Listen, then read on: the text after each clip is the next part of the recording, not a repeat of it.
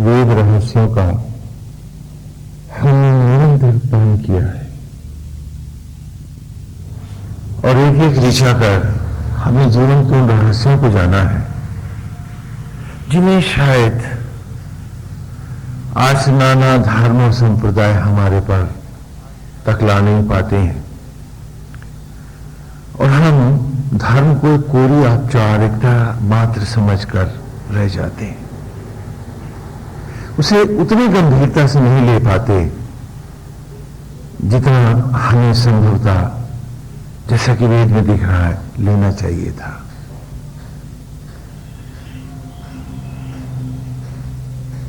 हवन और यज्ञ के रहस्यों को हमने मधुचंद्र के द्वारा जाना कि अभी तक जो हम केवल बाहर ही बाहर कर रहे थे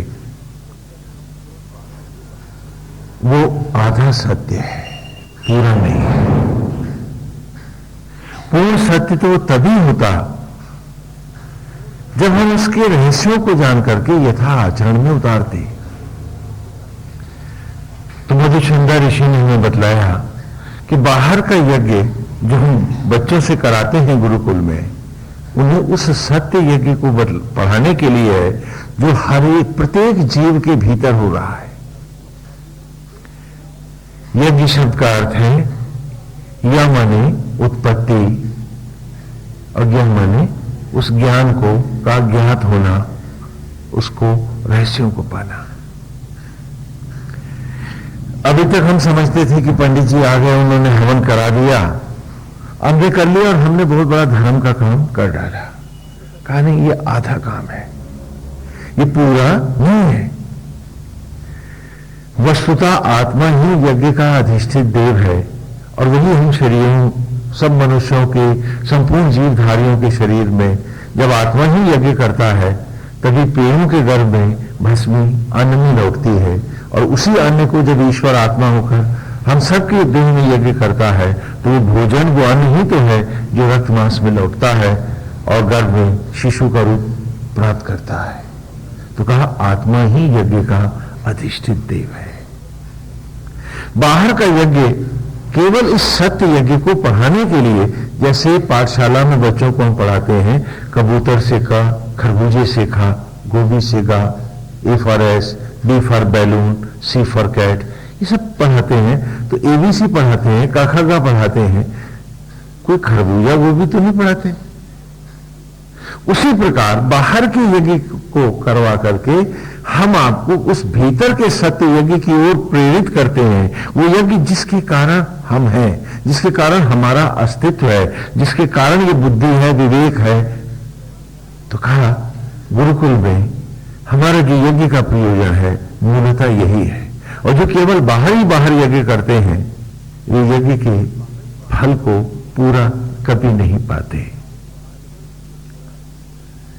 तो कहा आत्मा ही यज्ञ का अधिष्ठित देव है और बाहर आचार्य के साथ जो उपाचार्य बैठे हैं वो प्राण है।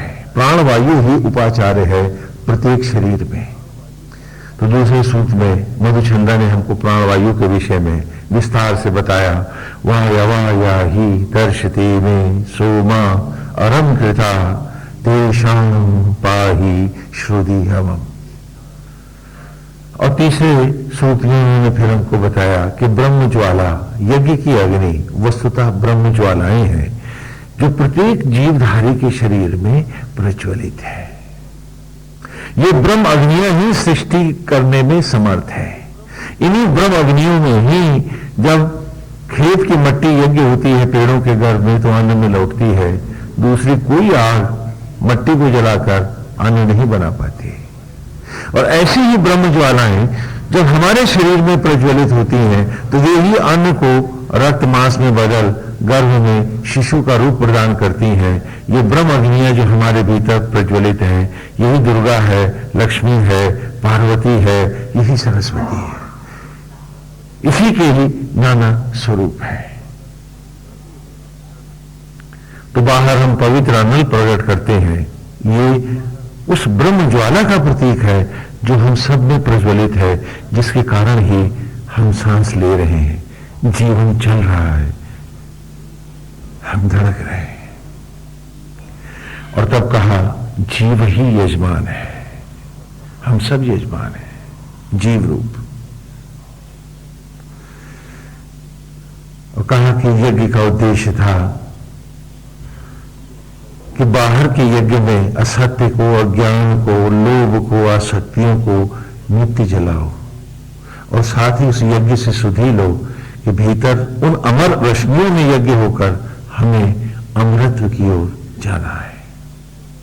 तो ऐसे अद्भुत रहस्य हैं जो वेद ने हमारे सामने खोले हैं, जो संभवतः संप्रदायों की दुकानों पर लुप्त हो गए, जिसके कारण आज हमारे धर्माचार्य और धर्मगुरु हमें केवल सतही ज्ञान देते हैं कि माला फेर ले, पूजा कर ले, काम हो गया। अगर आपका लड़का भी कहे कि मैंने माला फेर ली स्कूल की, तो अब स्कूल जाने की क्या जरूरत, तो क्या आप प्रसन्न हो जाएंगे? बोलिए। लेकिन यहां आपने माला फेर के प्रसन्न होना चाहा है। अगर लड़का कहे कि हमने स्कूल में जाके एडमिशन ले लिया, अब स्कूल जाने की क्या जरूरत, डिग्री मिल जाएगी, क्या आप मान जाएंगे इस बात को? और यहां आपने खाली कान में एक मंत्र फुकवा के समझा है कि एडमिशन हो गया, गुरु के यहां हमारा काम हो गया।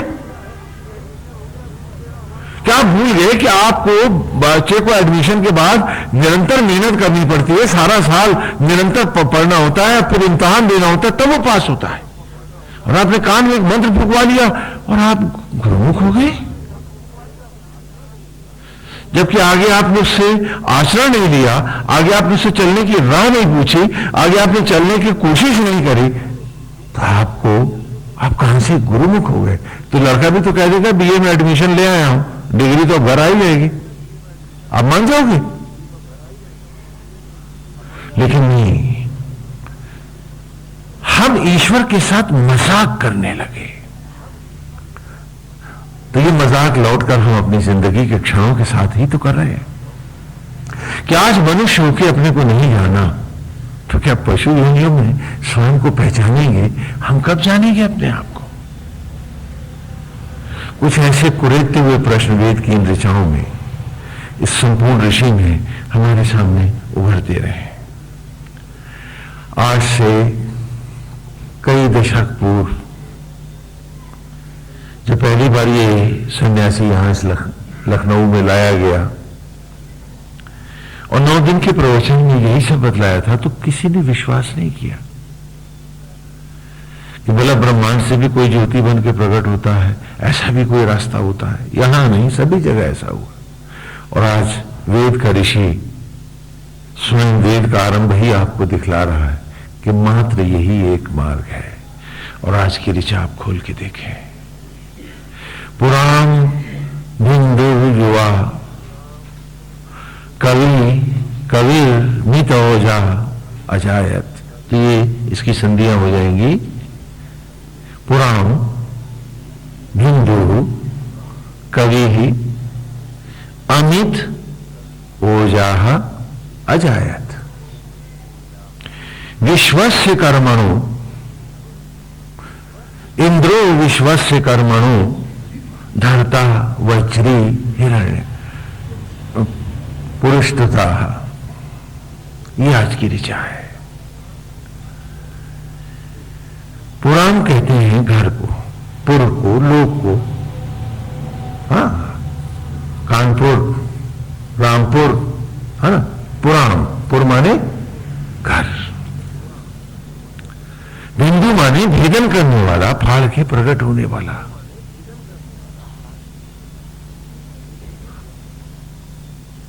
कि शरीर को फाड़ करके ज्योतियों में देखो, ब्रह्मांड को फाड़ करके ज्योतिर्मय बिंदु का भेदन करके, शरीर का भेदन करके आज नित्य युवा रूप को धारण करता पुराण बिंदु युवा।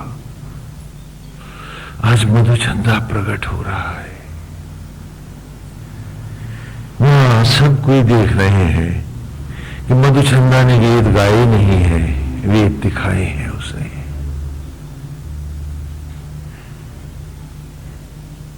आज की ऋचा तुम्हारे उस सूक्ष्म लक्ष्य को दिखलाती है, जिसे श्रीमद् भगवद गीता में कहा कि शुक्ल कृष्ण गति थे जगता शाश्वते मते, कि शाश्वत जगत की शुक्ल और कृष्ण दो गतियां हैं। एक सकाम मार्ग है, धूम्र मार्ग है, जिसका पितृयान है, और वो चिता की राह है। ये दक्षिणायन है। मरते ही पांव दक्षिण दिशा में होते हैं, और गांव के दक्षिण में बने शमशान घाट में, ये यूं कहूं लंका में, हम सब लाए जाते हैं।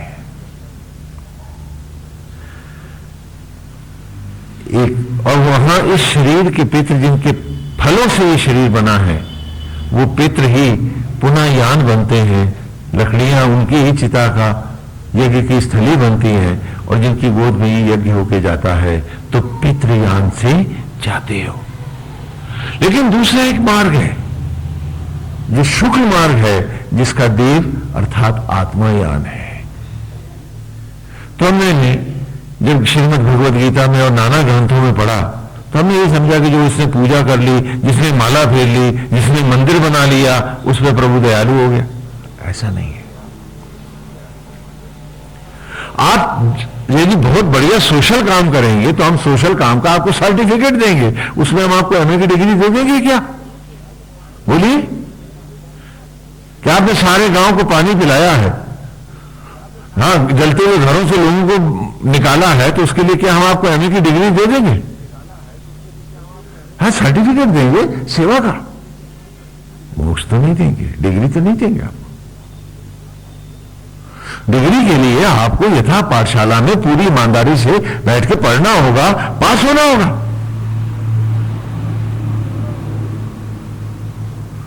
तो वेद ने बताया कि जब अच्छे शुभ कर्म करोगे, तो उसका शुभत्व तुम्हें यहां मिलेगा कि तुम सुख से जियोगे, तुम्हारे जीवन के साथ कोई अशुभ नहीं होगा। लेकिन क्या यही सब कुछ है? अथवा जीवन के जो मात्र लक्ष्य है कि जिस प्रकार मैं भस्मी से शरीर को अन्न में परमेश्वर की दया और कृपा से लाया, अन्न से ये नर्तन पाया है, तो अब इस नर्तन को अमृत की ओर ले जाना भी तो मेरा धर्म है। ये कि यहीं पसर जाना, और यहां पसर जाना धर्म तब होता कि जब हमने जो अच्छा काम कर रहे हैं वो मरते ही नहीं, उनकी उम्र बनी रहती। लेकिन यह शुभ और अशुभ कर्म करने वाले, पुण्य और पाप करने वाले दोनों को ही जाना होता है। तो जाहिर है कि यहां से हम सबको जाना है। तो ये हमारी नित्य अवस्था कि हम सदा बने रहेंगे वैसी नहीं है, लेकिन कोई तो नित्य अवस्था होगी जहां के लिए हम जा रहे हैं, तो वही तो जानना है, उसी को तो प्राप्त होना है। आवागमन से मुक्त होना है, उस अनंत अवस्था को जाना है। तो आज की ऋचा में वेद में हम पढ़ रहे हैं कि जेता माधु छंदस बैठे देख रहे हैं, स्तुति गा रहे हैं, जो देख रहे हैं वही कह भी रहे हैं कि मधुचंदा ऋषि समाधिस्थ हो चुके हैं। उनके संपूर्ण शरीर से ज्योतियां प्रस्फुटित हो रही हैं, और उनके रूप में और भगवान श्री कृष्ण के रूप में भेद नहीं रहा है। अब साधक और आराध्य एक से दिखने लगे हैं। गहन समाधियों में मधुचंदा जा चुका है। सृष्टि के सारे रहस्यों को बतलाने के बाद, जिसे हमने कई बरस यहां बैठ के पढ़ा है, एक एक ऋचा करके, वो सदा के लिए मौन हो गया है। और उसके शिष्य जो जेता माधु छंदस हैं, जो महामुनि विश्वामित्र के 50 बेटे हैं, वो गा रहे हैं। जिन्होंने मधुचंदा को अपना गुरु स्वीकारा है, अग्रज माना है, यही जेता माधु छंदस है। उन्हीं का ही सूक्त है जो हम सुन रहे हैं कि पुराण धुंधुर युवा कवि, कि आज देह को फाड़ करके प्रकट हो रहा है। पुर माने देह, बिंदु माने भेद करके, फाड़ करके। युवा, नित्य अवस्था को एक युवक का से सुंदर रूप को धारण करता, और कैसा रूप है उसका? कवि आत्मा की जैसा रूप है। अब यहां जीव और आत्मा दो नहीं है, दोनों जुड़े हैं, और अद्वैत हो गया है, योग हो गया है, अभेद हो गया है। कि पुराण भिंदुर युवा कवि, कैसा तेज है उसका? अमित ओजा, अमित ज्योतियों को, तेज को धारण करता हुआ अजायत जन्म ले रहा है, प्रकट हो रहा है, वो उस पुर से, देह से बाहर हो रहा है। और इस विलक्षण लीला को सारे ऋषि देख रहे हैं। और जैसा कि बताया कि वो स्थान अल्मोड़ा से करीब 40-42 किलोमीटर ऊपर जागेश्वर है। ये वही स्थान है जहां जागा था कभी मधुचंदा अनंत की राह पर। आज वहां के लोग पंडित भी नहीं जानते हैं, जबकि भीतर घुसते ही वहां बहुत सी समाधियां लगी हैं, शिवलिंग है। हर शिवलिंग के नीचे एक ऋषि का पार्थिव है, समाधिस्थ है। तो उन शिवलिंगों के क्रम में तीसरा नंबर मधुचंदा का है, छोटा सा शिवलिंग है। विस्मृत है, वो लोग नहीं पहचानते हैं उसे। और उसी के नीचे ऋग्वेद का पहला ऋषि का पार्थिव समाधिस्थ हुआ है, कि जिससे उसके भक्त उसकी वहां जाकर आज भी पूजा कर सके, शिव रूप में उसकी अर्चना कर सके। कोई नहीं जानता, एकदम वीरान स्थान है। उत्तरायणी गंगा का तट है, सुंदर दारूक वन है, देवदार के पेड़ों की सघन कुंज है। और फिर वहां से जब आप पर्वतों के ऊपर उठोगे तो चारों तरफ शिवलिंग ही शिवलिंग बहुत खूबसूरत गढ़े हुए खेतों में पड़े हैं। कोई नहीं जानता ये क्यों है, कैसे है। ये उस युग की कहानी है कि जब सामने ब्रह्मांड से ज्योति बनकर ऋषि प्रकट होता था तो उसके पार्थिव को उत्तरायणी गंगा में के तट पर ही समाधि देते थे और उसके समाधि के ऊपर वे शिवलिंग लगाए जाते थे। तो यदि वहां आप जाएं तो देखेंगे कि दूर दूर तक वो शिवलिंग फैले हुए हैं, जो इस बात का प्रमाण है कि एक नहीं अनेक ऋषि यहां इसी राह से कभी गए थे। और समय के साथ वक्त, आंधियों ने, तूफानों ने, धरती ने रूप बदले और वो शिवलिंग उखड़ करके आज खेतों में पड़े हैं, जो कभी किसी की समाधियों के ऊपर, प्रत्येक समाधि पर एक शिवलिंग, ज्योतिर्लिंग लहराता था। ये वही कथा है। तो कहा पुराण धुंधुर कि आज देह को भेद करके नित्य युवा, युवक अवस्था, युवा रूप को धारण करता वो ऋषि आज फिर प्रकट हो रहा है। और रूप उसका कैसा है? कवि आत्मा के जैसा, ईश्वर के जैसा रूप है। अमित ऊर्जा, अमित ज्योतियों को धारण करता हुआ वो प्रकट हो रहा है, अजायत उत्पन्न हो रहा है। इंद्रो विश्वस्य कर्मणो धर्ता, कि सृष्टि के संपूर्ण कर्मों को धारण करने वाला, उस ज्ञान को प्राप्त, उस शक्ति और सामर्थ्य वाला है ये। आज इसके लिए ये तो स्वयं सृष्टा हो रहा है कि धारण, सृजन और संहार, आज इन तीनों के रहस्यों को ये पा गया है। ये समर्थ है किसी भी सृष्टि के लिए। वो जो कभी बंधु था सृष्टि का, वो जो आत्मा की दया पर हर सांस क्षण और धड़कन पाता था, सुनो आज वो स्वयं सृष्टि की धड़कन बन गया है। विश्वस्य कर्मणो धर्ता, क्या जो संपूर्ण विश्व, इंद्रो विश्वस्य कर्मणो धर्ता, कि ईश्वर के सारे सृष्टि के कर्मों को जानता है। इंद्र माने ईश्वर, महान देव, आत्मा। तो आज वो ब्रह्म ज्वालाओं के भी रहस्यों को पा गया है। आज बिंदु में विस्तार पाया है। आज खिलौना खिलाड़ी हुआ है, उपासक उपास्य हो गया है। हर क्षण देव को भजने वाला आज स्वयं पूज्य देव हो गया है। आज उसकी भक्ति, उसकी पूजा, उसकी साधना अपनी पूर्णता पाई है। सनातन धर्म ने इसे मार्ग स्वीकारा था, लेकिन समय के अंतरालों के साथ गुरुडम और सांप्रदायिकता ने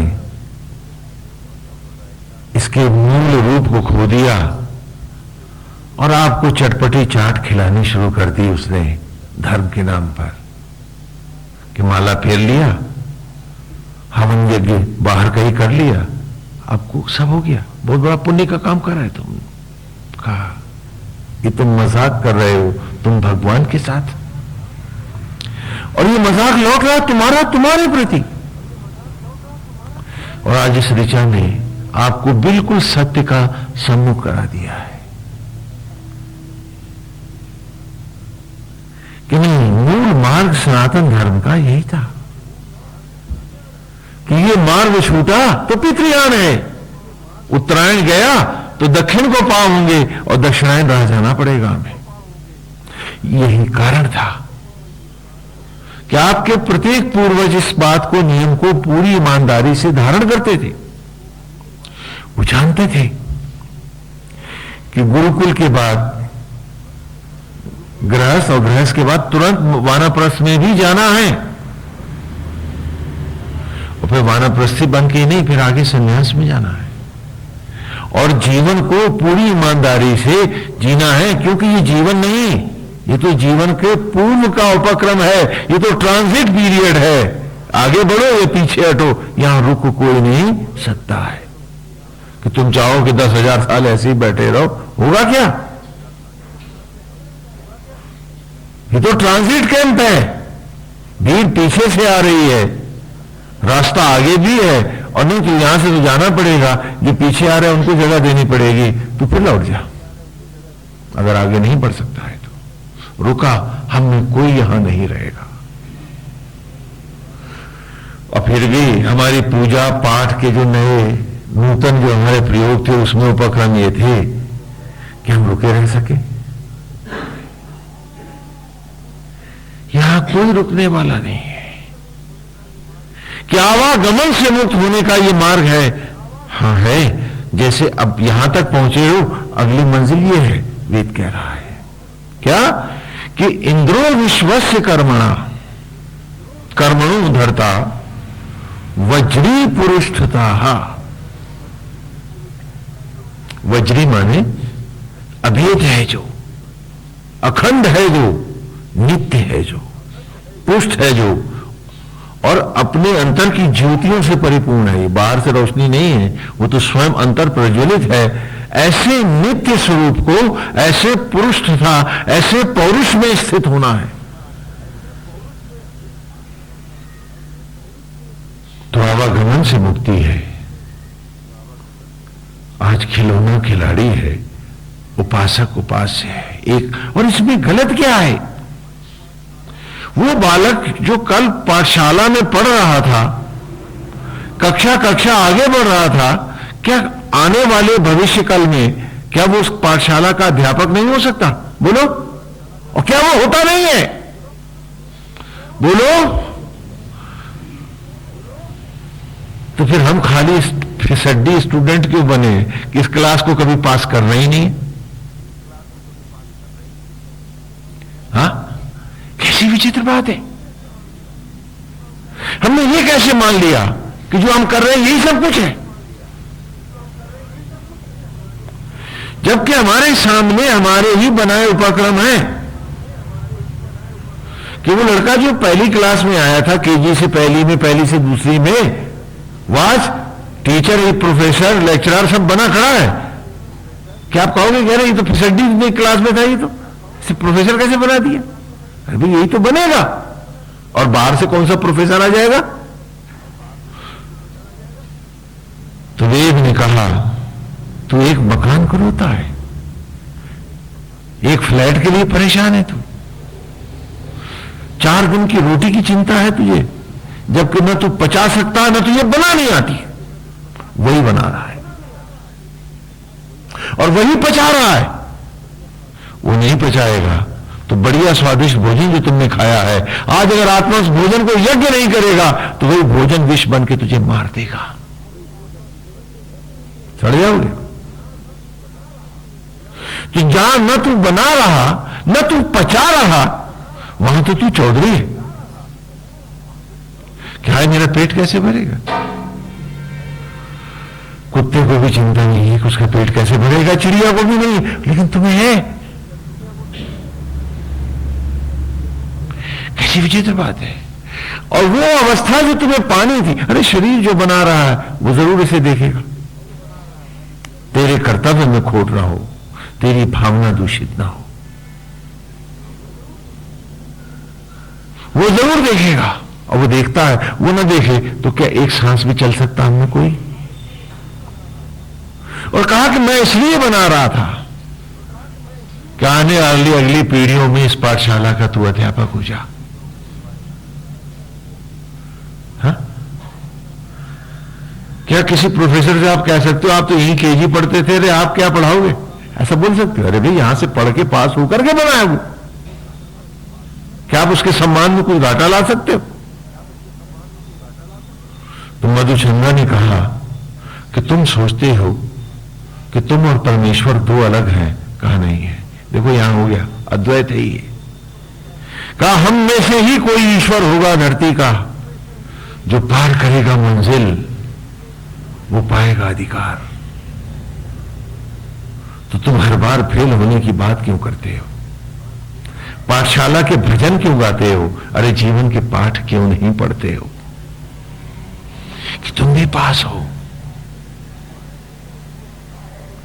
तुम्हारे भीतर भी वो सत्ता है, वो शक्ति है, वो ऊर्जा है।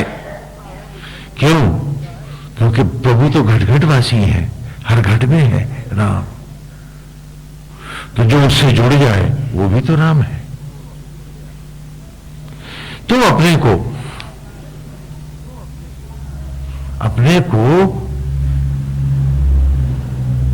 अपने सही स्वरूप को पहचानते क्यों नहीं हो? और होता क्या है कि हम अपने प्रति ईमानदार नहीं है तो हम सोचते हैं फलाना कोई मिल जाए वो हमारे क्या करते, शक्तिपात करते हैं। और आजकल शक्तिपात होने भी लगा। शक्तिपात, हाँ, कि गुरु जी ने शक्तिपात कर दिया और ज्योति मर गई। तो ऐसे ही एक शक्तिपात शास्त्री आजकल बाकायदा अखबारों में एडवर्टीजमेंट आता है, शक्तिपात शास्त्री है वो। जैसे शक्तिपात कराना हो तो शक्तिपात करते हैं। बॉम्बे वगैरह में भी एडवर्टीजमेंट आने लगे थे पीछे, हाँ, लेकिन जब हमने कथाएं सुनानी शुरू करी हैं तो अब अखबार में दिखती तो नहीं है। वैसे अगर आप लोग भी शक्तिपात करना सीखना चाहो तो मैं बता देता हूं। आजकल आप इन्हीं धोखेधड़ी को ही आप ईश्वर और धर्म बनाए बैठे। उन दिनों की बात है कि काफी पहले की बात है, तो एक भगवान जी प्रकट हो गए थे बॉम्बे में। तो वो शक्तिपात करते थे तो ज्योतियां ज्योतियां फैल जाती थी। तो हमारे मित्र थे, समर्थ थे, किरण समर्थ, तो उन्होंने भी हमको भी बतलाया कि साहब वो तो शक्तिपात करता है। तो हमने पूछा कैसे किया? कल हमको एक कुर्सी पे बिठाए वो और कहा कि दोनों हाथ यूं कर दो।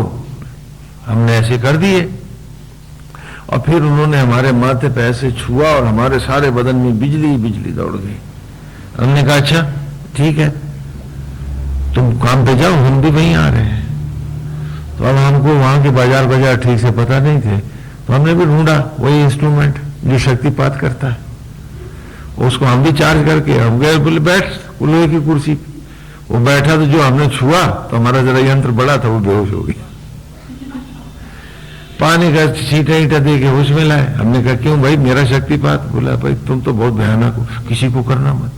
हमने क्या बता, मेरा कंडेंसर बड़ा है, तेरे गुरु का छोटा था। रेडियो का कंडेंसर था उसका, मुझे वो मिला नहीं, मैं बड़ी मोटर का ले आया तो जरा लंबा झटका मार दिया बस। और उसके बाद जिसे देखो कंडेंसर लगाए बैठा, शक्तिपात शास्त्री, लंबे लंबे तिलक लगाए बैठा और बिजली से चार्ज करके रखा और तार यहीं से छुआ दिया तो आपको लगा झटका, कहने शक्तिपात शास्त्री। आज आप चमत्कारों के पीछे भागते हैं और वेद आपको ये सत्य दिखला रहा है। क्या आप इतने सस्ते हो गए कि चमत्कार ही आपकी जिंदगी की कीमत बन गए, जबकि वो परमेश्वर, वो सत्ता तुम्हारे भीतर बैठी है? क्या तुम्हें बाहर किसी भीख को मांगने की जरूरत है? तुम्हें सिर्फ अपने रूप को पहचानने की जरूरत है।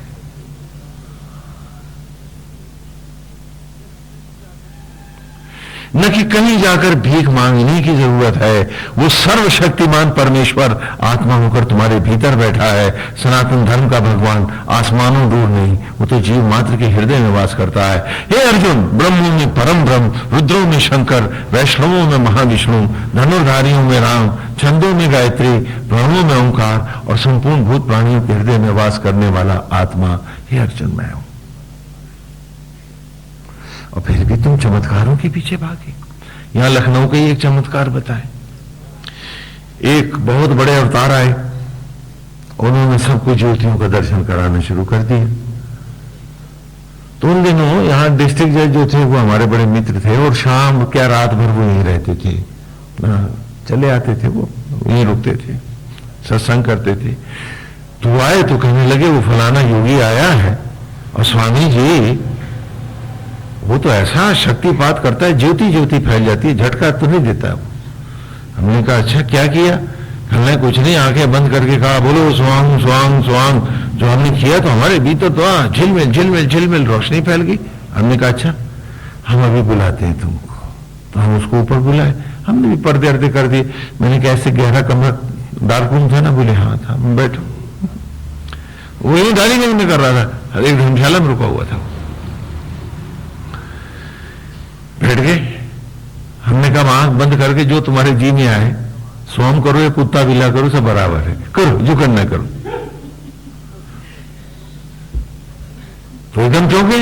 अरे बोले आपने तो बहुत तेज ज्योति दिखला दी। मैंने मेरा फ्लैश गन बड़ा है, तेरे गुरु का छोटा था। अरे आंख बंद करके टार्च ही मारो तो भीतर रोशनी दिखती कि नहीं?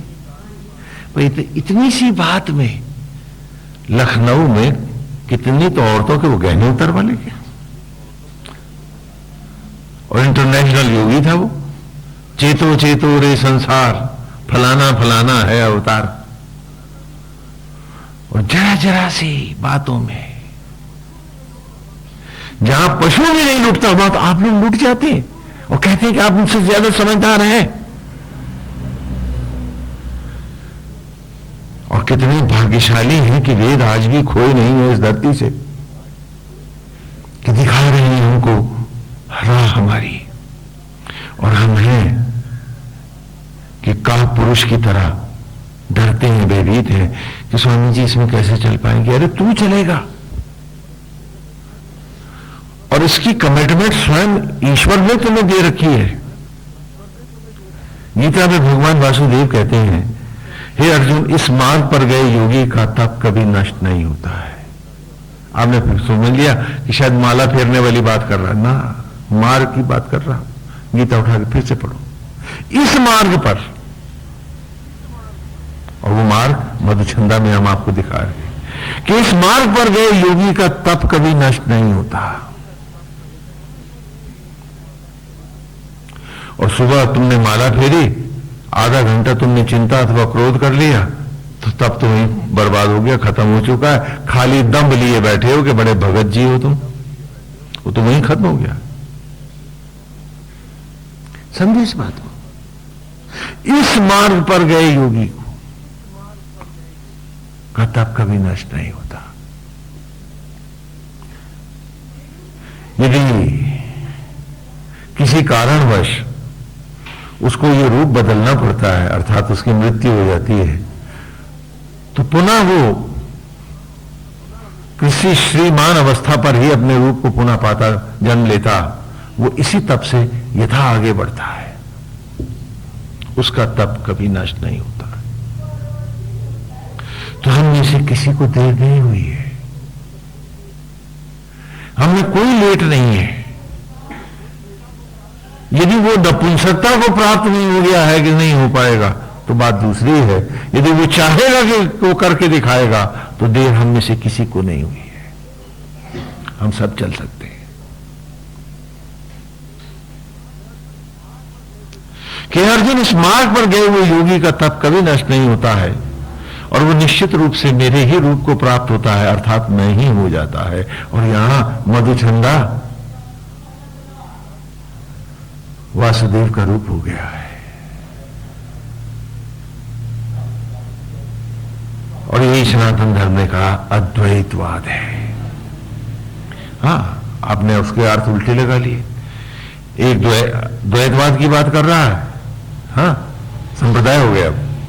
एक विशिष्टाद्वैतवाद की बात कर रहा है, एक द्वैता अद्वैतवाद की बात कर रहा है, कोई अद्वैतवाद की बात कर रहा है ना। ये तो कोई बात ही न थी। सिर्फ कहने का तात्पर्य था कि जीव और आत्मा का हर देह में द्वैत है। वो आत्मा जो भोजन को रथ में बदल रहा है, वो आत्मा भी तो मैं ही हूं, और वो जीव जो भोग रहा है सो भी मैं ही हूं। तो मेरे में ही ड्यूअलिटी है। हाँ, द्वैत माने ड्यूअलिटी, दो है। और इसमें भी दो नहीं है, मेरा ही स्प्लिट है ये। समझो इस बात को।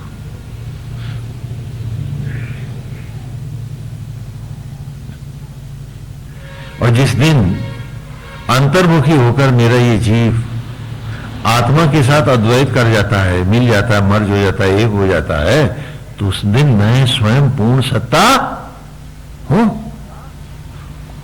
हम में किसी के पास कोई कमी नहीं है, क्योंकि स्वयं प्रभु विराजते हैं। तो फिर कम कौन है? किसको हम कह दें कि तू छोटा है, और किससे कह दें कि तू अधिक है? सिए राम मैं सब जग जाने।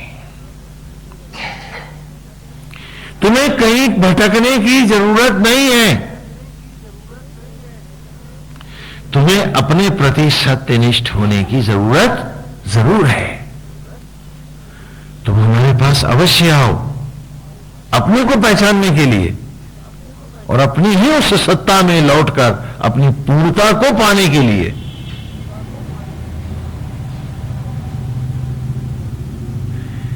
एक बात बताओ कि लड़का पढ़ाई कर रहा है, उसकी जगह अगर मास्टर इम्तिहान दे दे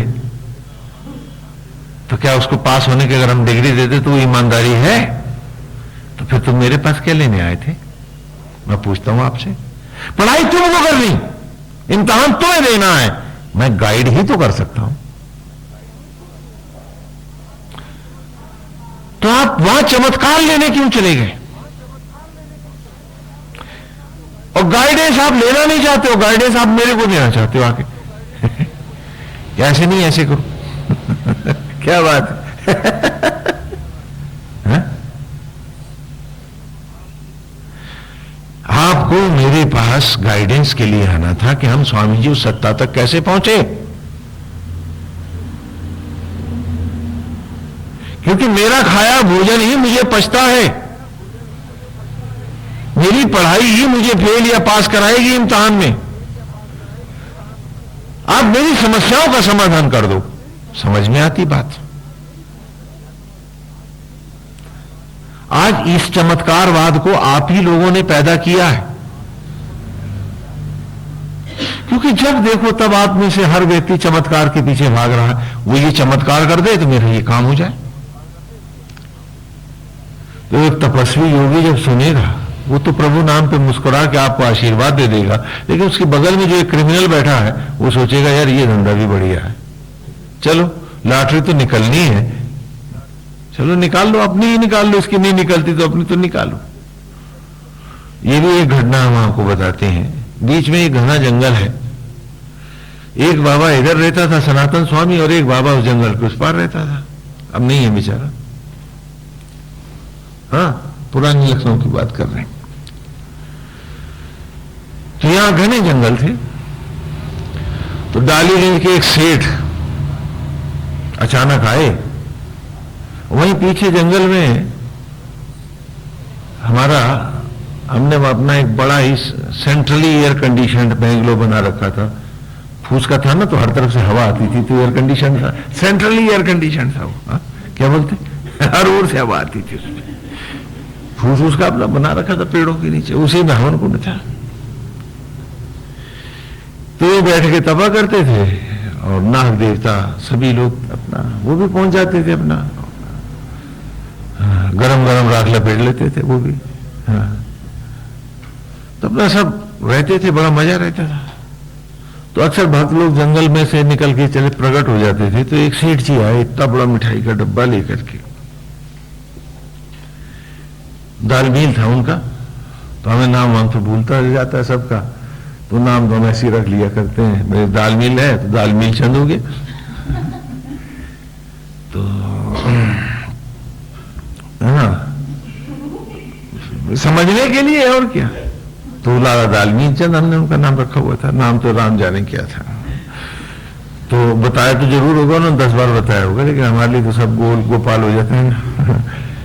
तो वो आए, आके बैठ गए, तो हमने कहा इतना बड़ा मिठाई का डिब्बा लेके आए, कोई खास बात है? कहने लगे स्वामी जी आप चाहो तो मेरा सारा काम हो जाए। मैंने कहा वो क्या काम है भाई बताओ? कहने लगे वो मेरी दाल मील है, मैं चाहता हूं मेरी बैंक की लिमिट आप इतने लाख की और बढ़वा दो। तो हमने कहा मेरा तो कोई बैंक नहीं, मैं कहां से करा तू? कल नहीं, वो जो फलाने बैंक के वो एक है AA हैं, वो आते हैं आपके यहाँ, नाम भी बता दिया उन्होंने, आते थे। कल आप उनसे कह दो तो आपकी बात नहीं काटेंगे, आपके बड़े भक्त हैं। तो मैंने कहा इसलिए मिठाई का डब्बा लाया उसमें? अरे बोले जो आप हुकुम करोगे सेवा हो जाएगी। मैंने ऐसा किया? मैंने कहा ऐसा है कि मैं कह तो दूं, लेकिन हमारे उनके बीच में एक एग्रीमेंट हुआ है। बोले क्या? मैंने कहा हमारे उनके बीच में एक पक्का एग्रीमेंट है, अब आप लाला सोच लो उस एग्रीमेंट के आगे तो आपकी बात चलेगी नहीं। बोले क्या एग्रीमेंट? हमें ये है कि वो मैं उसका बैंक नहीं चलाऊंगा और वो मेरी जगह प्रवचन नहीं देगा, मैं प्रवचन दूंगा और वो अपना बैंक चलाएगा। तो एग्रीमेंट है तो उसके काम में मैं दखल नहीं दूंगा, मेरे में नहीं देगा। अरे वो यहां आता है, वो अपनी भक्ति के कारण आता। ये आपने कैसे सोचा कि मैं उसकी डे टू डे लाइफ में भी इंटरफियर करने लगूंगा? तो मेरे इस वस्त्र की शोभा रहेगी क्या? तो मैंने कहा ये काम तो नहीं हो पाएगा, नारायण के चरणों में जो अर्जी कहेगा लगा दूंगा, यहां नीचे नहीं चलेगी। तो उसका चेहरा बुझ गया था, कहना ठीक है तो जाऊं मैं? मैंने कहा तुम जाओ। उठने लगे तो मैं मिठाई का डब्बा लेते जाओ, जिस भावना से तुम लाए थे तो वो तो तुम्हारी पूरी नहीं हुई, तो इसको छूने का मुझे अधिकार भी नहीं, ले जाओ इसे। तो डिब्बा लेके वो चल दिए। उसके बाद हवन पूरा हो चुका था, हम भी उनके पीछे चल दिए। तो यही बाग से आ रहे थे, ये जो बीच में शिव का मंदिर है उसके थोड़ा पीछे ही थे, तो एक सज्जन और भी बैठे हुए थे, वो उनके साथ थे। तो पीछे हम चल रहे हैं, उनको पता नहीं था, तो उसने उनसे कहा अरे ये तो बेकार सन्यासी है, चलो जंगल के उस पार वो चलते हैं। वो जो है ना वो ये काम सारे करा देता फटाफट। और दोनों आपस में बात करते चले गए। कुछ समय के बाद वो दाल मीलचंद फिर मेरे पास आया, कहने लगे मैं उधर गया था। हाँ, बीच में हमने कह भी दिया था कि लाला हम माया छुड़ाने वाले सन्यासी हैं, दिलाने वाले नहीं। हाँ, लेकिन माया दिलाने वाले भी होते हैं, अगर तू चाहे तो जंगल के उस पार बैठा है, वहां चला जा। ये कह करके हमने उनको विदा कर दिया था। तो वो कह रहे थे मैं जानता हूं उस वाले को उस पार जो बैठा है, चलो मेरे साथ। तो लौट के आए तो फिर मिठाई का डब्बा था उनके हाथ में। कहने इस बार मैं मिठाई देने की भावना से लाया हूं। कोई बात नहीं, प्रसाद बढ़ जाएगा, बता तो क्या बात है। कहने लगे तुमने ठीक कहा था, वो माया दिलाने वाला उधर बैठा है। मैं उसके पास गया तो उसने छूटते ही मेरा नाम लिया। क्या हो लाला फलाने? कहने हम तो दंग रह गए, ये तो अंतर्यामी है। अभी उसने हमने कहा महाराज मैं थोड़ा सा परेशानी हूं। अरे बोला मैं जानता हूं तुझे बैंक लिमिट चाहिए 7 लाख रुपए की, बस। अरे देवी कह रही है इसकी 15 लाख की लॉटरी निकलनी। कहले ऐसा महाराज? बोले हाँ। मैं परेशान क्यों तू? कहले लेकिन पिछले जन्म में तूने एक ब्राह्मण की स्त्री के साथ कुकर्म किया था, तो वो पाप लगा हुआ है, उसका प्रायश्चित कर। कहले जी पिछले जन्म में किया था? बोले हाँ। तो बोले आप करना पड़ेगा। बोले तो कहने तो फिर बोले उसके लिए हमें यज्ञ करना पड़ेगा, तेरा प्रायश्चित हो जाएगा। अब फिर यज्ञ में, यज्ञ कुंड में से ही वो टिकट का नंबर, लॉटरी का और सब कुछ आ जाएगा, बस तू भी जाके वो टिकट खरीद लेना। तो मैंने कहा फिर वो हवन यज्ञ कितने का बताया? कहने जी 15,000 रुपये खर्चा है। मैं तू जान, कहले खर्चा तो मैं करूंगा। मैं तेरी मर्जी भाई। और लाला ने अपना 15,000 रुपये खर्चा किए हैं, बकौल लाला के जो उसने हमको बताया फिर, है ना। कहने लगा जी हवन करके यूं हाथ किए और यूं निकाला तो एक पे लॉटरी के टिकट का नंबर लिखा हुआ आ गया, दूसरे पे नाम और पता, कहा कि तुरंत नोट करो। कहने जी हमने नोट किया। और कहले तुरंत जाओ और वहां पेड़ के नीचे एक आदमी खड़ा है, ऐसे ऐसे हुलिये का इस नाम का है।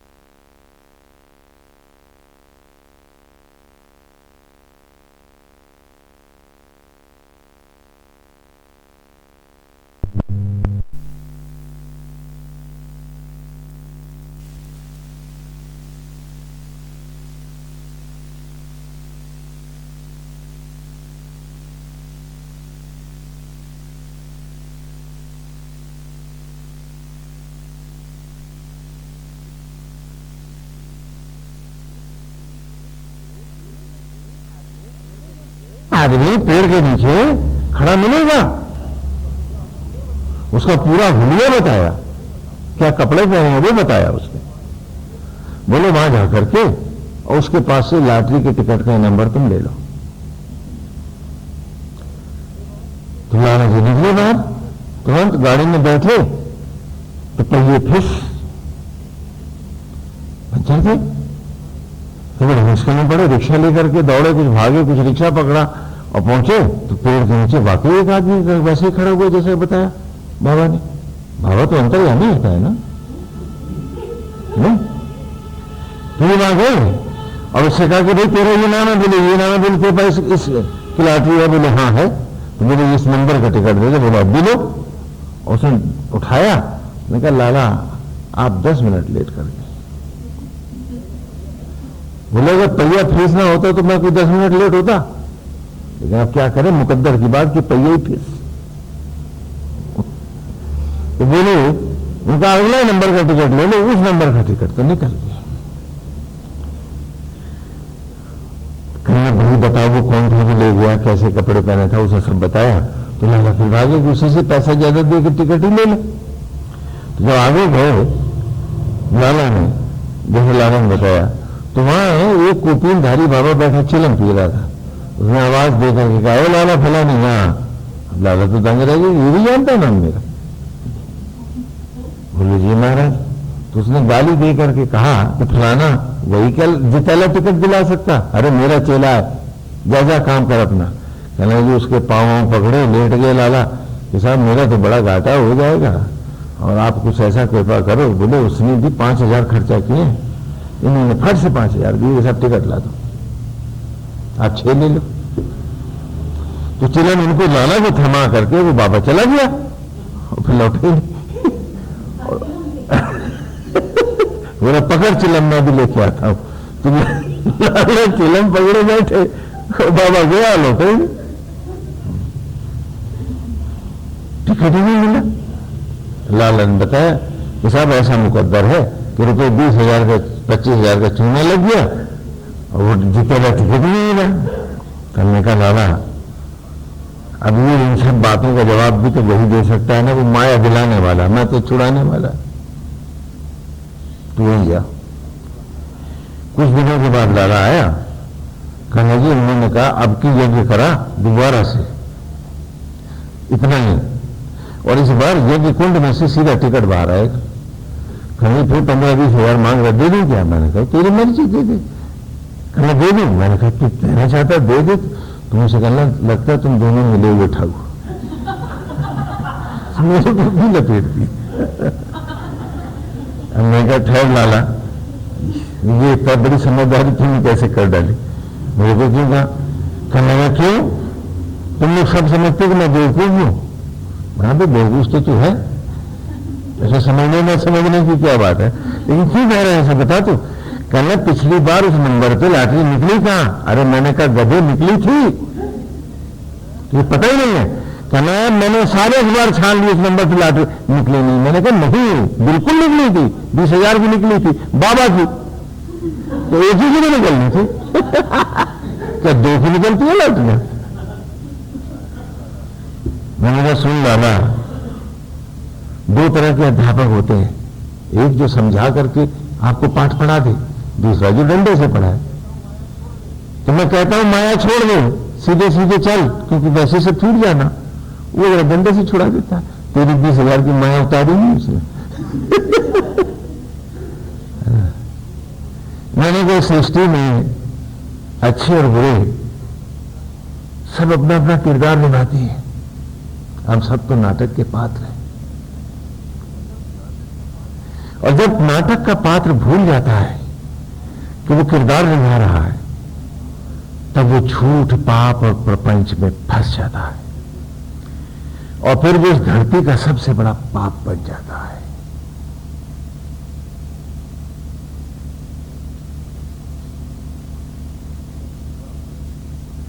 महाभारत का प्रसंग लेते हैं।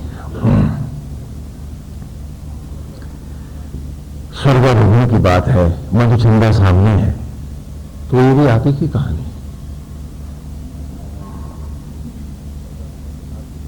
स्वर्गारोहण के साथ ही ले लेते हैं इसको, तो अच्छा रहेगा।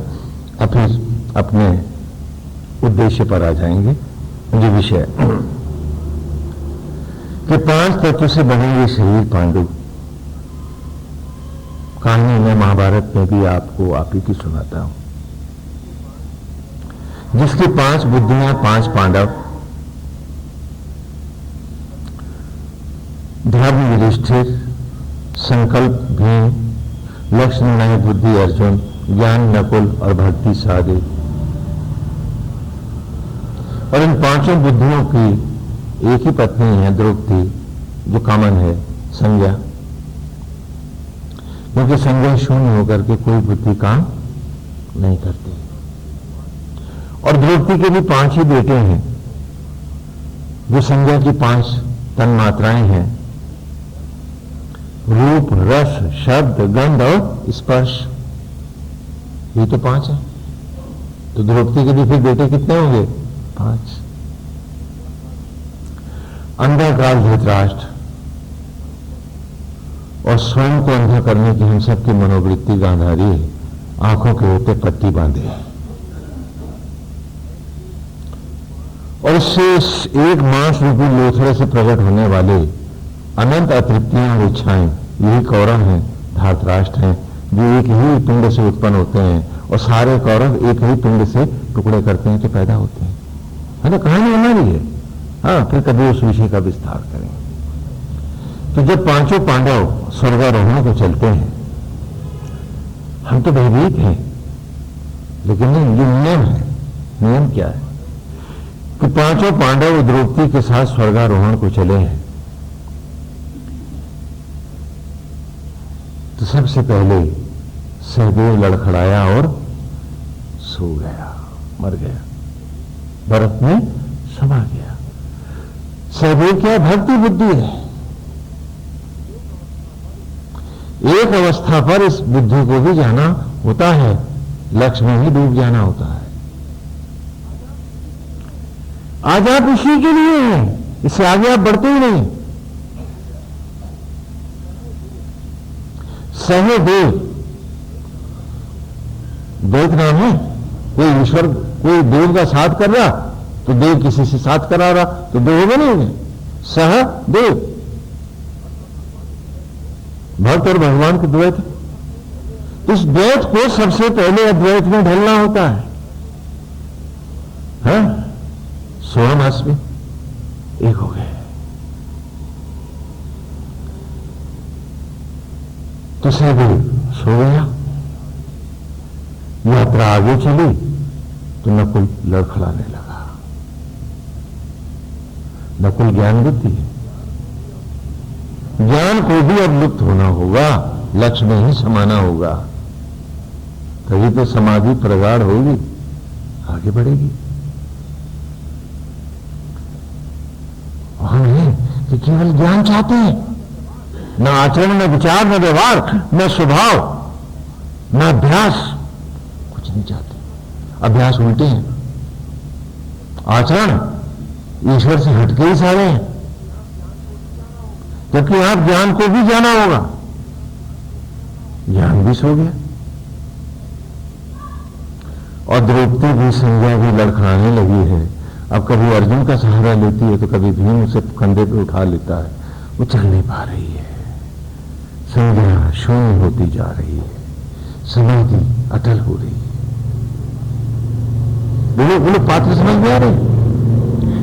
और तब पता चला कि संज्ञा भी समाप्त हो गई।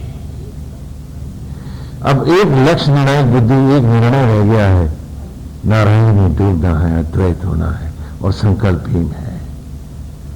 और कुछ समय के बाद ये निर्णय भी खो गया है, खाली युधिष्ठिर है और भीम है। अर्जुन भी समाधिस्थ हो गया, समाप्त हो गया। बोलो समझ में आ रहा है? देखो मार गई, क्योंकि इस महाकाव्य को हमने वेद को ही स्पष्टीकरण करने के लिए इस महाकाव्य की रचना करी है। एक सत्य ऐतिहासिक घटना को, एक सही घटना को उदाहरण में रख करके हमने हर बालक को उसका संपूर्ण जीवन, जन्म से मृत्यु, मोक्ष, अनंत तक पढ़ाया है। भी लड़खड़ाने लगा है, क्योंकि धर्म क्या है? युद्ध धन स्थिर, जो आत्मज्वालाओं में स्थिर है उसका क्या नाम होगा? युधिष्ठिर। युद्ध धन स्थिर युधिष्ठिर। हाँ, संधि जोड़ो। जो युद्ध अर्थात आत्मज्वाला रूपी युद्ध में एक ईश्वर में स्थिर हो गया, वो क्या हो गया? और यही तो धर्म है। अकेला युधिष्ठिर है।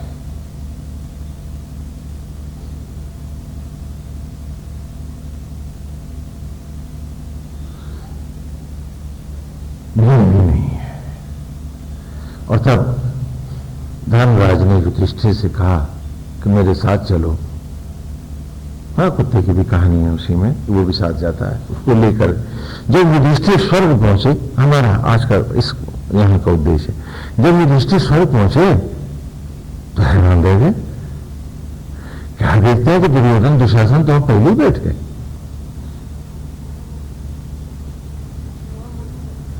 शकुनी भी वहां मौजूद है। तो युधिष्ठिर तो भड़क गए। उनका ऐसे स्वर्ग का क्या प्रयोजन जहां पापी भी बैठे?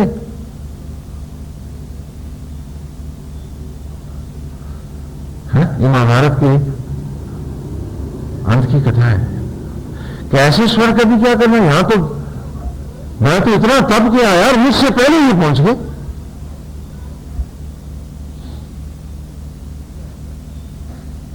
भले ऐसा क्यों है? वो अपने पिता धर्मराज से कहने लगे कि मैं यहां नहीं रहूंगा। कहा ये स्वर्ग है? तो कहा यहां ये कैसे आए?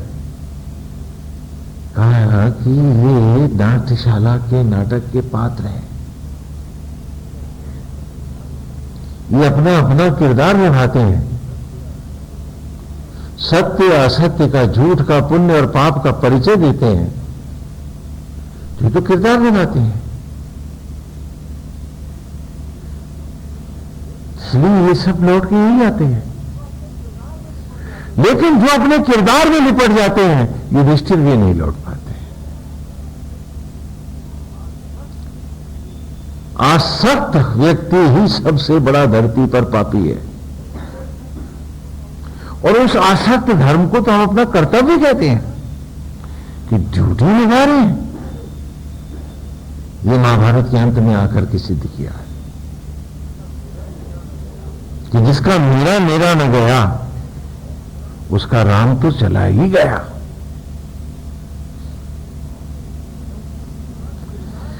कि हम सब तो यहां किरदार निभाने आए थे। जैसे मंच के पात्र दशरथ बना है और वो अपने अभिनय की तैयारी कर रहा है, राम का वन गमन होना है, उसे अचेत होना है, बहुत पीड़ा में जाना है और अंत में मर जाना है, ये अभिनय करना है उसको। तो वो किरदार पूरी तैयारी करता है महीनों, नहीं करता, रिहर्सल नहीं करता क्या? लेकिन क्या उस रिहर्सल में वो भूल जाता है कि वो दशरथ नहीं है? याद है उसको, वो तो खाली एक्टर है। और उस किरदार को निभाने में उसके पूरे प्रयास हैं। इस बार पहला इनाम मुझे ही मिले। बोलो, क्या उसे हार्ट अटैक होता है?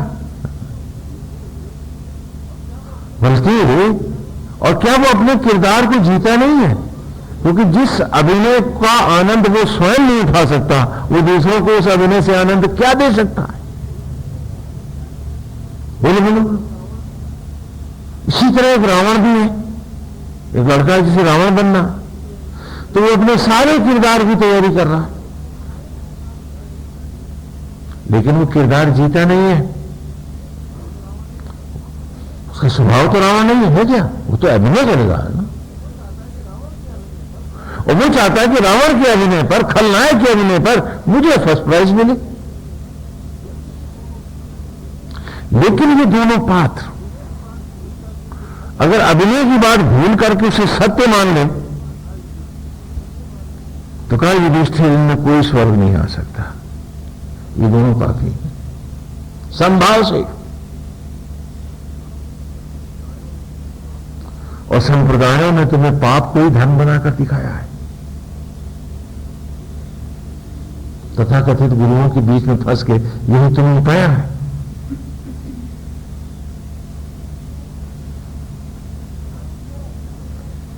और करते क्या हो?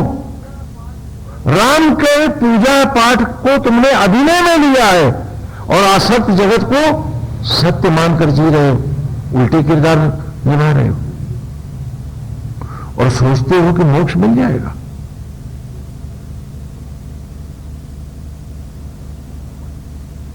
सोचते हो कि तुम्हें भगवान मिल जाएंगे, क्योंकि भगवान तो तुम्हारा केवल एक किरदार है, नाटक है।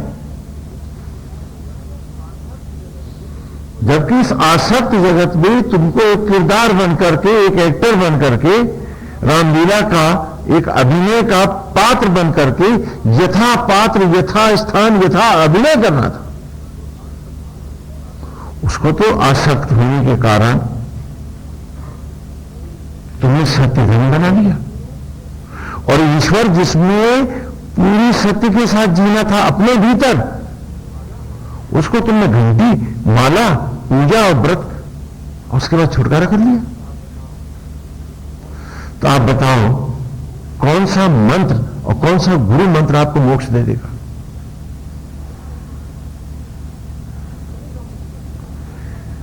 बड़ी गंभीरता से सोचने वाली बात है कि आप में से कोई है जो ईश्वर को मिलना चाहता? मरे बिना मिलोगे नहीं, है कोई मरने में क्या? कितना डर लगेगा। और जिसने इस भय को नहीं जीता वो ईश्वर को क्या पाएगा? सोचो कि जहां तुम्हें सिर्फ स्थिति प्रज्ञ होकर निमित्त धर्म धारण करने थे, उस आसक्त जगत को तुमने सत्य जगत बनाया हुआ है। और वो जो तुम्हें मट्टी से मनुष्य बना रहा है, हर सांस हर क्षण दे रहा है, जिसके कारण तुम हो, उसके लिए खाली ढोंग करते हैं, नाटक करते हैं। तो कहा युधिष्ठिर दुर्योधन ने अपना किरदार निभाया है, दुशासन ने अपना किरदार निभाया है, इसलिए ये सब स्वर्ग के अधिकारी। ये तो पुण्य और पाप का परिचय देने के लिए नाटक कर रहे थे, ये तो लीला थी, इन्हें कौन रोकेगा। अभी गांव का तुम्हारा जो वो है सरपंच जो है वो बहुत तगड़ा है, डिंडोल से भी अच्छा, चेहरा भी बड़ा है, तो कहने इसी को रावण बना दो, तो बेचारे को उसको भी महीना भर उसको भी रिहर्सल कराए और रावण बनाएगी गांव की रामलीला में। अब क्या हुक्का पानी बंद कर दोगे उसका? बोलो बोलो बोलो कि तू तो रावण बना था, जा तेरे से कोई बात ही नहीं करेगा, बिरादरी बाहर हो गया, करोगे ऐसा? अरे भाई उसने किरदार निभाया है कि दूसरों के पाप न देख अपने पुण्य में गा। हम सब किरदार निभाते हैं, हमने जो जो जितना जितना आसक्त है वो उतना उतना पापी है, वो उतना उतना पाप बटोरता, और जो जितना जितना अनासक्त है, जो अनासक्त है भौतिक जगत में, वही आसक्त है परमेश्वर में। बाहर वो किरदार निभा रहा, परमेश्वर में वो जी रहा है, उसका सत्य जगत है, वो उतना ही पुण्य आत्मा है। तराजू अपने सीधे करो, किसी के पाप मत देखो, किसी का पुण्य न जानो, अपने भी मत पकानो, देखो कि तुम कितने आसक्त हो।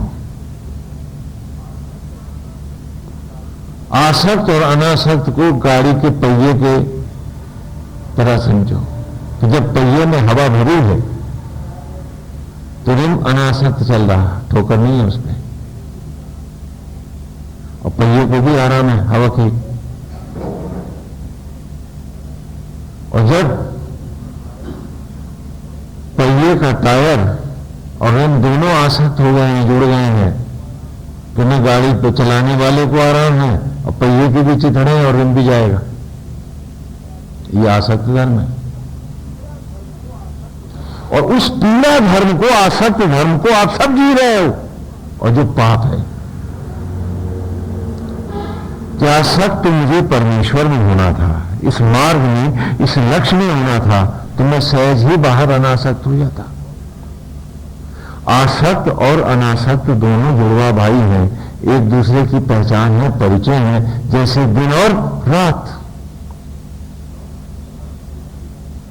और गीता में भगवान ने कहा भी है कि या निशा सर्वभूतानां तस्यां जागृति संयमी।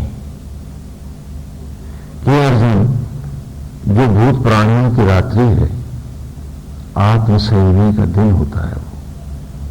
यही आसक्त अनासक्त की बात है यहां। कैसे? सकामी जन जानते हैं दिन कहां है, बाहर है, घर बाहर, बीवी बच्चे बाहर, मेरा तेरा बाहर, दुश्मन दोस्त बाहर, तो उनका बाहरी दिन है। बाहर दिन है क्या? बाहर आसक्त भाव है, और भीतर सो रहा है, अनासक्त हो गया अपनी ही आत्मा में। तो या निशा सर्वभूतानां तस्यां जागृति संयमी। वो समझता जो दिन है वो बाहर है, तो भगवान को भी बाहर ही देखना चाहता है, क्योंकि दिन जो बाहर है, रात के अंधेरे में क्या दिखेगा, भीतर तो अंधेरा। बोलो बोलो बोलो।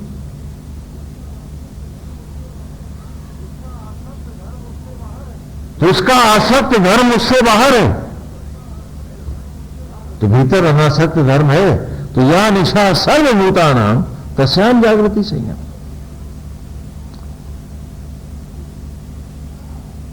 और जिसे योगी जन रात्रि मानते हैं, उसी को वो दिन मानता है, क्योंकि तपस्वी और योगी जानते हैं दिन कहां है, जहां सूरज है। बोलो, वो सूरज से तो दिन होता है, तो दिन कहां है, जहां सूरज है। और सूरज कहां है, वो तो भीतर है, क्योंकि भीतर का सूरज हट जाए, बाहर तू 1000 सूरज भी ले आ, मेरी आंख को रोशनी दिखती है क्या? तो मेरे लिए तो बाहर के सूरज मात्र आईना है, झाई मेरे आत्मा गोविंद की है तो चमकता वो धरती पे सूरज है।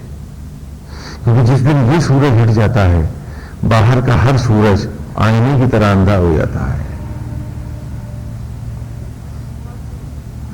तो योगीजन कहां दिन मानते हैं? जहां सूरज है। और कहां है वो सूरज? भीतर है। तो उनका दिन कहां है? तो उनका आसक्त जगत कहां है? और बाहर अनासक्त जगत है। स्थिति प्रज्ञ होकर यही विधि राखे राम, ताकि विधि, अरे ड्यूटी को ड्यूटी में निभाओ, उसमें मान अपमान यश अपयश जय पराजय लाभ हानि कैसी? तू अपना धर्म निभा, अपने कर्तव्य किए जा, उसमें खोट न हो। गोविंद की गोविंद जाने, और तू अपनी आत्मा में आसक्त होता जा। क्यों? क्योंकि अगली मंजिल भी यही देगा। पीछे जाएगा तो भी, आगे जाएगा तो भी मंजिल यही है। तो ये गीता में भी कहा है कि यह निशा सर्वभूतानां तस्याम जागृति संयमी, और यस्याम जागृति भूतानि सर्वे सा निशा पश्यतो मुने है। उसको मुनि रात्रि मानता है।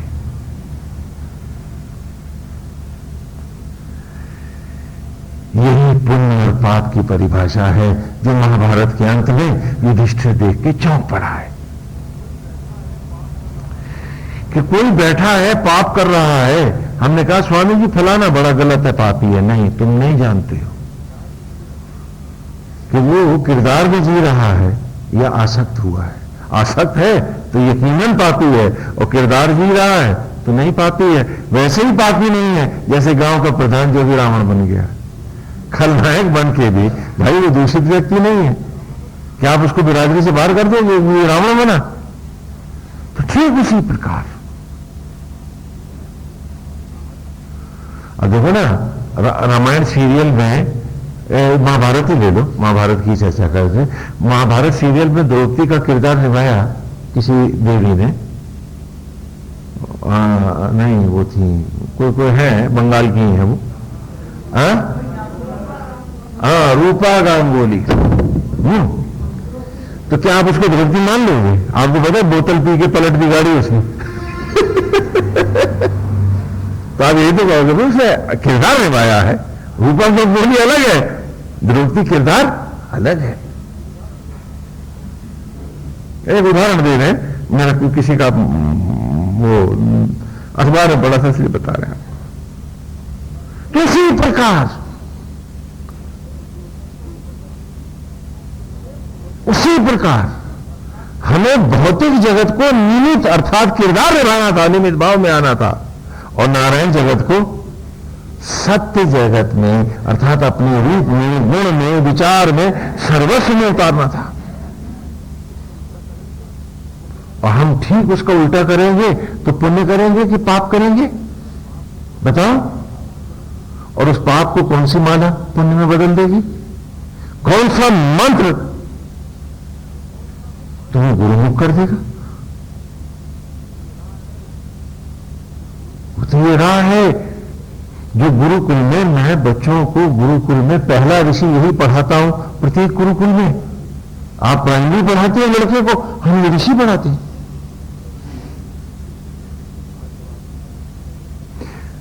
आज जो आपको बड़ा मुश्किल लग रहा है, आपके पूर्वज जब छोटे होते थे 11 साल के, तब पढ़ते थे मुझसे, और पढ़ते ही नहीं थे। फिर वो जानते थे कि कहां किरदार अभिनय कर रहे हैं और कहां सत्य में जी रहे हैं। वो दोनों के भेद को जानते थे और यथा जीते थे। और आज आप ईश्वर की राह में सिर्फ नाटक करके, और आप चाहते हैं कि आपको मोक्ष मिल जाए, आप चाहते हैं कि आपको सत्य मिल जाए, आप चाहते हैं कि आपने आंखें नीच करके उनका भजन गा लिया है, उनका मंत्र जप लिया है, तो आपको मोक्ष दे दिया जाए। ये बताइए, इस मंत्र से, इस पूजा से, साधना से कितने अनासक्त हुए हैं? बेटे से, परिवार से, या माया से, या ईर्ष्या से, या देश से, या क्रोध से, अथवा लोभ से, मोह से कुछ छूटा?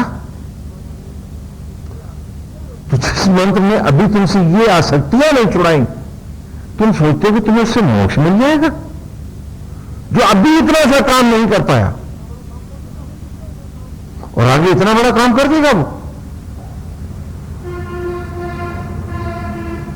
आप विचार करें इस बात का।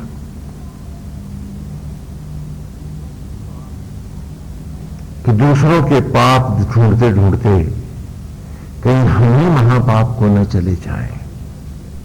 चलो वाह्य जगत के अपने अपने जी विधि राखे राम, ताही विधि रहिए, अपने अपने किरदार निभाएं, अपने अपने अभिनय करें, क्योंकि जगत तो रामलीला का, नाट्यशाला का मंच पर है। मंच पर अभिनय करते हुए पात्र भरे हैं। रामलीला में जब पात्र आते हैं अभिनय करने के लिए, तो रामलीला कमेटी वाले उन्हें कपड़े देते हैं, ड्रेसेस देते नहीं पहनने को। हाँ, हर पात्र को यथा वस्त्र प्रदान करते हैं, साथ में आभूषण देते हैं और साथ में आयुध भी देते हैं। हाँ, भले लकड़ी की तलवार है तो दत्ती की भी हो सकती है, हाँ, चलो ऊपर पन्नी लगा के, लेकिन है तो धनुष बाण है ना, आयुध भी देते हैं। लेकिन रामलीला समाप्त होते ही क्या हर पात्र से कहते हैं कि सब उठा के घर ले जा, सब उतार लेते हैं। और क्या तुम्हें याद नहीं कि वो भी तुम्हारा सब यूं उतार लेगा? तो फिर भी तुम्हें मंच नहीं समझ में आया, फिर भी तुमको जगत एक नाटक के रूप में नहीं दिखा कि तुम अपने अपने किरदार ईमानदारी से निभाते, यदि जानते कि तुम किरदार निभा रहे हो और आसक्त हो जाओगे तो अपने हित के लिए तुम झूठ बोलोगे, तुम चोरी करोगे, तुम धोखा दोगे, तुम पाप करोगे। अगर थोड़ी देर के लिए मान लो भरत बना किरदार है और वो भूल जाए कि वो किरदार निभा रहा और उसको आकर के कहे कि मैंने राम को वनवास दिला दिया, सारा राज तेरा, कहेगा वाह मां क्या कमाल कर दिया तूने, तो सब कुछ चिता के कर दिया, ये तो बोलेगा वो, क्योंकि जिंदगी में तो यही कर रहा है वो। अच्छा, दूसरे का हिस्सा मार ले, वाह मां बहुत बढ़िया काम कर ले, बोले बोलो। और जब जब तुमने ईश्वर खोया है, तुमने किरदार भी खोया है और तुमने उल्टे काम किए और तुमने चाहा है कि वो खाली तुम्हारी माला देके, तुम्हारा भजन देके, तुम्हारी ये बगला भक्ति देखे वो, और जिसे तुम बड़ा सत्याचरण करके जो धोखाधड़ी कर रहे हो उसे ना देखे वो। कितनी विचित्र बात है।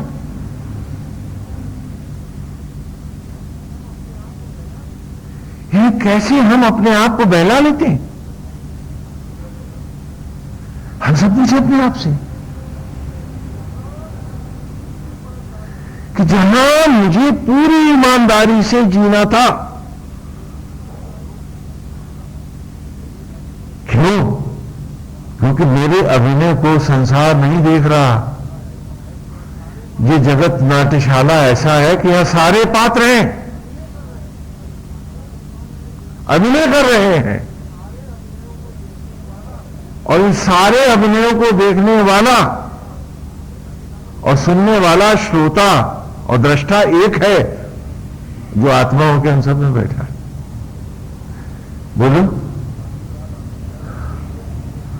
बाकी बार रामलीला में तो थोड़े से लड़के होते हैं जो अभिनय करते हैं, हजारों की भीड़ देखती है, लेकिन यहां देखने और सुनने वाला एक आत्मा है। और अभिनय हमको नाना रूपों में करना होता है, माता होकर, पिता होकर, भाई होकर, पत्नी होकर, पुत्र होकर, हाँ, ओहदे पर होकर, हाँ, पद पर बैठ करके, काम धंधे में बैठ करके, सेवक होकर, मालिक होकर, यानी कितने कितने कितने किरदार हम सबको जीने होंगे, निभाने होंगे।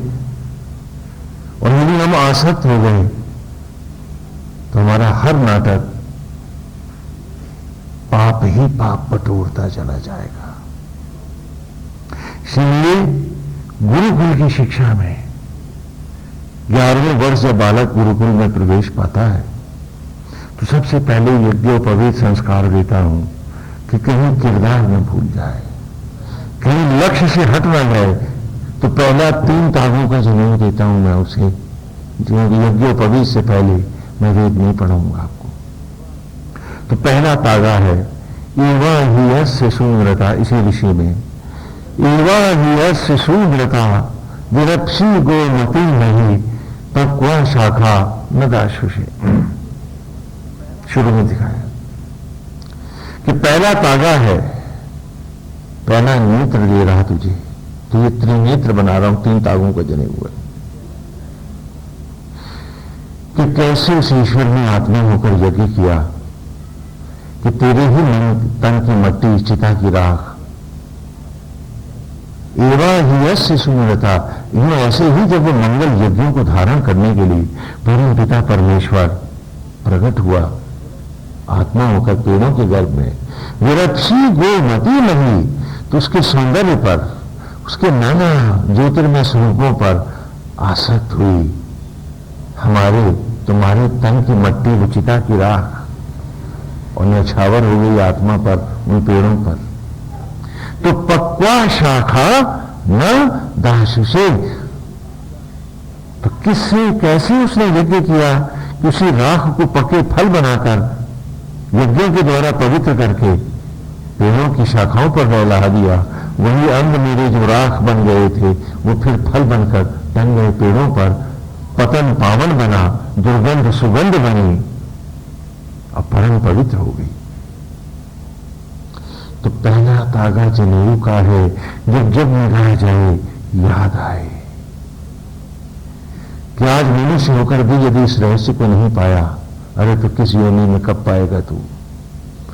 जीवन खोने के लिए नहीं है, केवल मट्टी होने के लिए नहीं है, जीवन के क्षण बर्बाद करने के लिए नहीं है, विनाश न कर बैठना, सत्यनिष्ठ होकर जीना और लक्ष्य की ओर आना। तो जब जब जनेऊ पर निगाह जाएगी, पहला तागा बार बार बोल के बताएगा मुझे कि हर पेड़ मंदिर है और वो यज्ञ कर रहा, तो उसका होके जी आसक्त नहीं हो, बाकी जगह उसका निमित्त हो और यथा धर्म को धारण कर। ये पहला तागा है, और इससे पहले कोई शिक्षा नहीं दूंगा, क्योंकि लक्ष्यहीन शिक्षा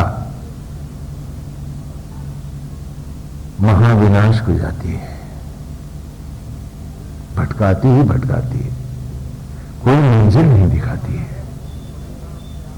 तो पहला तागा है, अपने को पढ़ेगा, अपने आप को जानेगा, अपने आप को पहचानेगा, हर पेड़ और वनस्पति में अपने ही जीवन की धड़कनों और क्षणों को खोजेगा और हर पेड़ का भक्त बनेगा। ये सनातन धर्म है, उनकी पूजा करेगा। आप लोग करते नहीं, केले की पूजा करते हैं नहीं, बरगद की करते हैं कि नहीं, नीम की करते हैं नहीं करते, पीपल की पूजा करते हैं, तुलसी की, हाँ सबकी करेगा। और दूसरा सूत्र है यह कुक्षी सोमपातम समुद्र पिलती उर्वीरा को न खाकुदा। यह वो कौन था जिसने कुक्षी गर्भ में सोमपातम ज्योतियों का पात किया, क्या अंधेरा गर्भ यज्ञ की रश्मियों से पवित्र और ज्योतिर्मय हो उठा। यह कुक्षी सोमपातम समुद्र गुणवती और सागर से सींचता रहा वो गर्भ को कि वो गर्भ क्षीर सागर बना। भगवान विष्णु कहा रहते हैं, और ये गर्भ भी क्षीर सागर बना जहां तू नारायण से प्रकट हुआ था।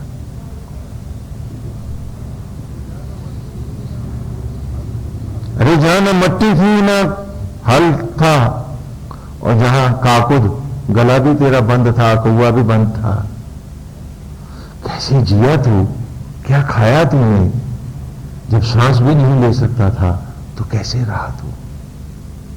वो ना होता तो क्या ऐसा होता।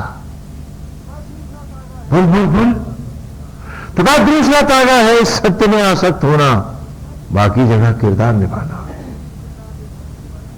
और तुमने कहा यही किरदार निभाएंगे, बाकी जगह तो सच है, मुकदमा लड़ेंगे बाप से भी कि मेरा हिस्सा दे, हाँ?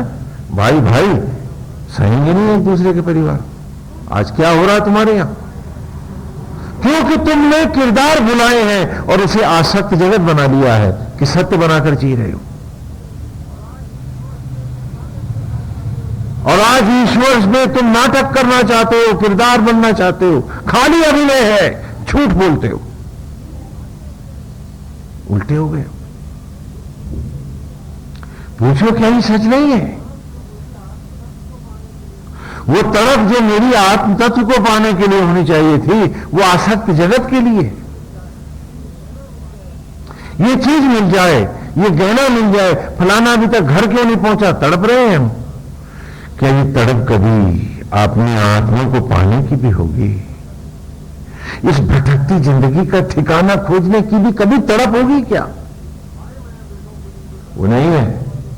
हाय मैं बेटों के लिए ये कर दूं, दामादों के लिए ये कर दूं, फलानों के लिए ये कर दूं। अरे निर्धन, सारा धन तो उम्र का तूने गंवा दिया, भिखमंगे बन करके जाएगा कहां?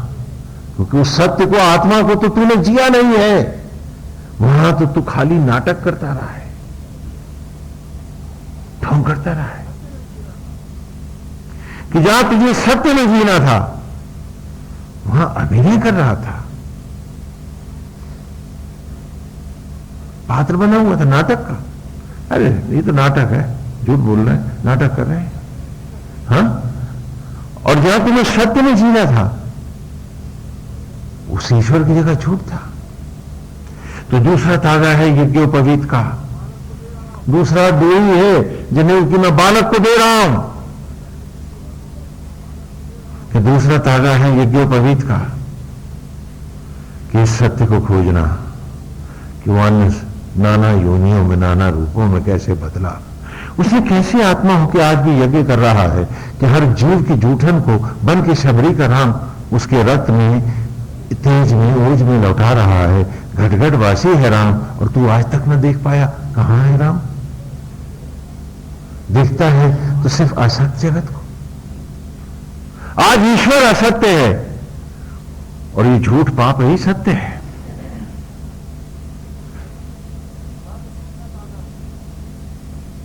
तो कहा कि दूसरा तागा है कि इस रहस्य को पाना जो आज मधुचंदा पा रहा है।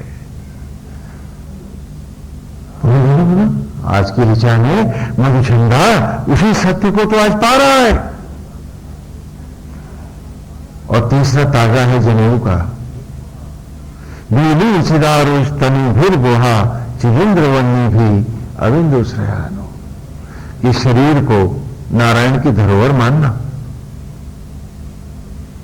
ये मेरा नहीं, गोविंद का बनाया है, मैं इसमें एक निमित्त हूं। हाँ?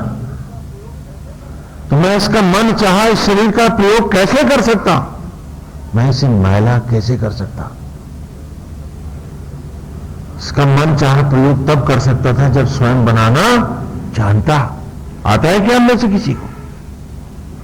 तो ये शरीर यदि मंदिर नहीं तो तेरा कोई भगवान नहीं, तेरा कोई धर्म नहीं, तेरा कोई मंदिर नहीं।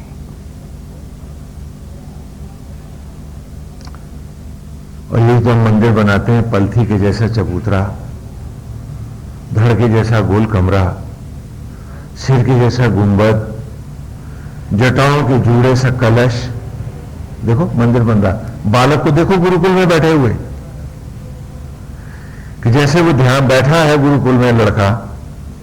मैंने मंदिर बच्चों को पढ़ाने के लिए बनाया है, पलथी के जैसा चबूतरा है, धड़ के जैसा गोल कमरा है मंदिर का, सिर के जैसा गोल गुंबद है, जटाओं के जूड़े सा गुंबद के ऊपर कलश बनाता हूं। आत्मा जैसी प्राण प्रतिष्ठित मूर्ति, वो घटघटवासी राम जो बैठा हम सब में, जिसके कारण हम हैं। और जीव रूप पुजारी, जैसे मंदिर का पुजारी, वैसे शरीर रूप इस देवालय में हम सब एक निमित्त पुजारी ही तो है। यदि ईश्वर चाहता कि हम आसक्त जगत को ही सत्य मानकर जिए, तो हमको पहले वो शरीर बनाना सिखाता। यदि चाहता कि मैं बेटा बेटियों के लिए ही जीऊं, इसी को धर्म मान करके और ईश्वर के साथ औपचारिकता नाटक करूं तो मुझे वो बेटा बेटी बनाने सिखाया क्या तुमको? बोलो। तो जो नहीं हो चाहता उसी को तुमने धर्म बनाया हुआ है। पूछो अपने आप से,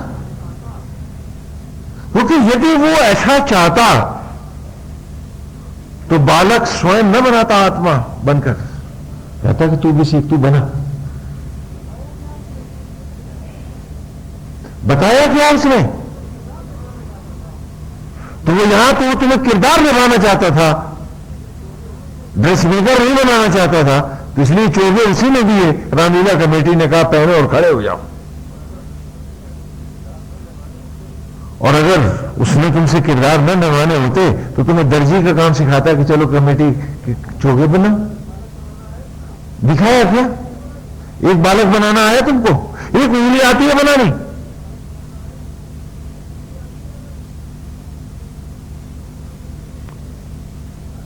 तो मैं पूछता हूं आपसे, क्या आप ईश्वर की इच्छा के अनुरूप जी रहे हो या उल्टे जा रहे हो? पूछो अपने, पूरी ईमानदारी से पूछो अपने आप से। और उसी को तुम धर्म बना दीजिए सारी उम्र, उसी में सारी चौधराहट है, उसी में सारा अमृत है आपका। हम पूछे अपने आप से। और जबकि आज की ऋचा दिखा रही है तो क्या ये 3 तागों का जनेऊ भी मैं तुझे धनुषाकार पहना रहा हूं कि 10 इंद्रियों के अर्जन से अर्जित तुम सब अर्जुन हो। मन को ही मैंने इंद्र कहा है, और सब मन की इंद्रियों से अर्जित हो तो इंद्र के पुत्र हो। ये शरीर ही रथ है तुम्हारा जिस पर बैठे हो तुम, और आत्मा श्री कृष्ण ही तो सारथी हैं जो चला रहे इस रथ को, और इंद्रियां ही तो घोड़े हैं। आत्मा ही तो शरीर को आज भी चला रहा है, और जीव ही तो महारथी अर्जुन है, और यही तो भागवत है, यही तो श्रीमद् भगवत गीता है, सारे महाग्रंथ है, सारा सनातन धर्म है कि द्वैत है जीव और आत्मा का, अद्वैत हो जाए मंजिल मिल जाए। और वही है आज की ऋचा कि पुराण धुंधुर युवा कि आज घर को फोड़ कर निकला है वो बाहर। कबीरा खड़ा बाजार में लिए लोआठा हाथ, जो घर फूके आपनो चले हमारे साथ। आज वही बात हो गई यहां। और घर 4 ईंटों का नहीं होता है,